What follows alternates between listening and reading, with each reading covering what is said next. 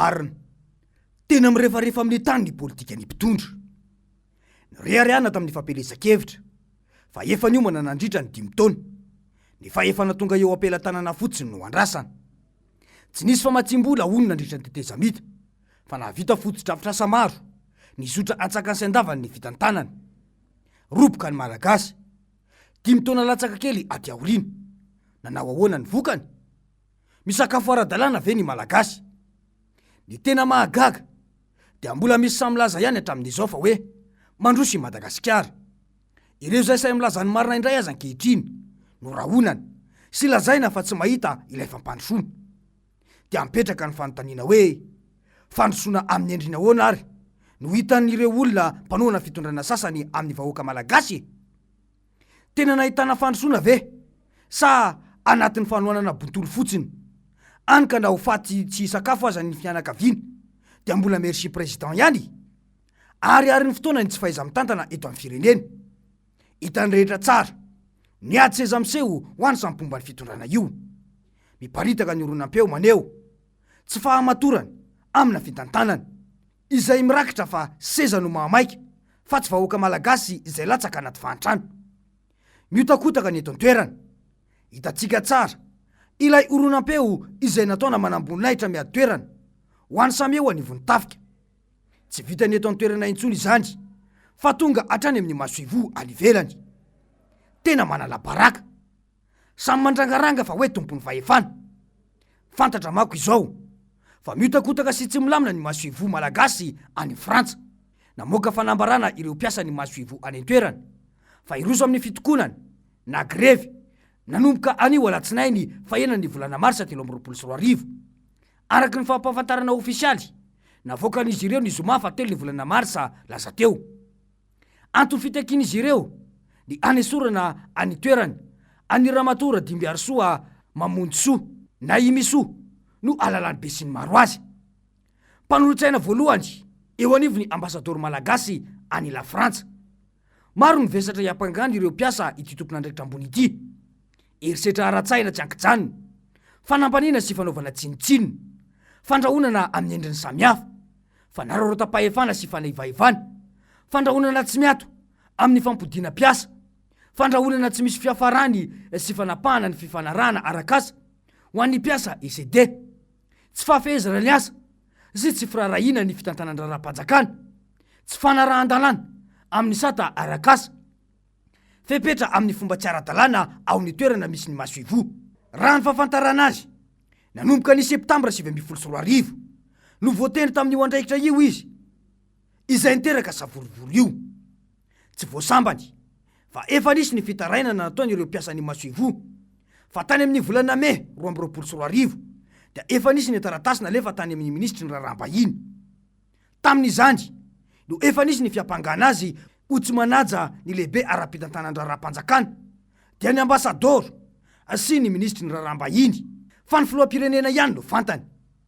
Efa tamin'izany no nisihany Anjomara fa hoe mampiasa ny riana fahafito ao amin'ny masoivo ho toeram-ponenany ity tompon'andraikitra ambony ity.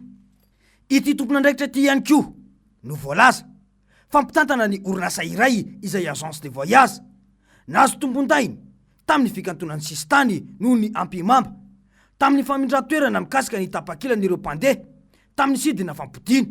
Raha ny vaovao azo hatrany izay mariny fa feo mivoaka sy efa mandeha amin'izao fotoana. Midika izany fa tsy tongatonga ho azy ny fanapahan-kevitra momba ny fanakatonana ny sidina nandritra ny fotoana ny Covid-19 izay namaivay be teto amintsika ireny. Tsy mandray fanapahan-kevitra izany raha tsy misy tombotsoa ho azy ireo. Izay no zava-misy ry malagasy, tena hoe miampita ranomasina tsy fahaiza mitantana. Raha ireo zava-misy ireo atreto tsy mbola nisy setrina sy tsy azo hosintonina ity tompon'andraikitra ity, matoy io mifo io indray ny fitakiana. Misy azo tonga de kitiny izany fa misy mafy be tsy azo etsehina.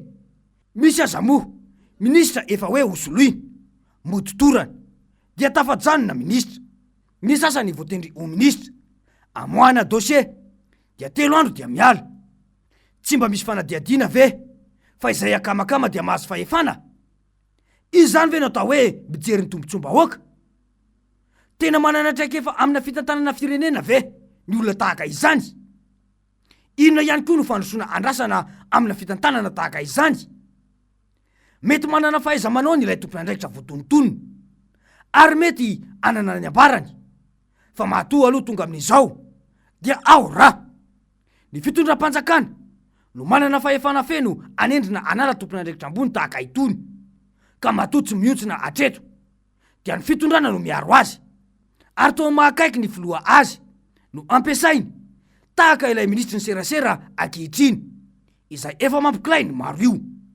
Efa ifandovana ve zany ilay hoe izahay aloha izao no eto an-toerana maro ny endrika tsy fanjari-pitantanana sy tsy fahaiza-mitantana, miampifanjakazakana amin'ny endriny maro.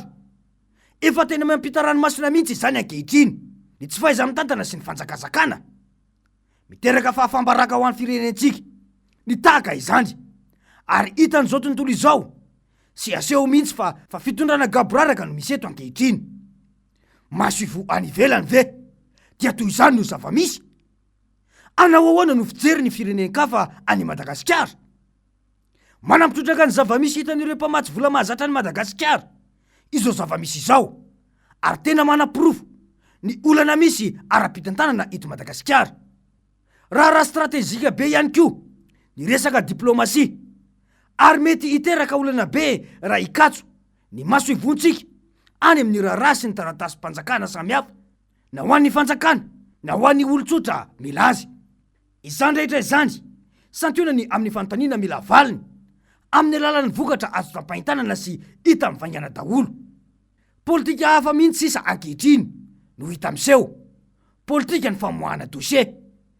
Miala amin'ny fifananana oronam-peo izay no naresaka tokony tsy ambaratelo-panjakana ny sasany, dia ireny indray fa naoraka ny farany herinandro teo ny sary sy dosie sasany momba ilay tompon'andraikitra vao nitendrena voatsela hitazona andraikitra ambony eto amin'ny firenena.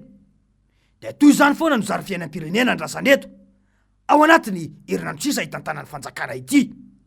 Politika nefa amin'io no resaka. Firisan-jaton'ireo mpitondra sy mpanao politika eto amintsika ireto ary no tena mba mahafehy ny tena famaritana na definition an'izany atao hoe politika izany e. To politika hafahafa mantsy no misy eto ankehitriny, fa tsy araky ny vavana voaka tamin'ny fampelezan-kevitra. Fa ahoana mariny?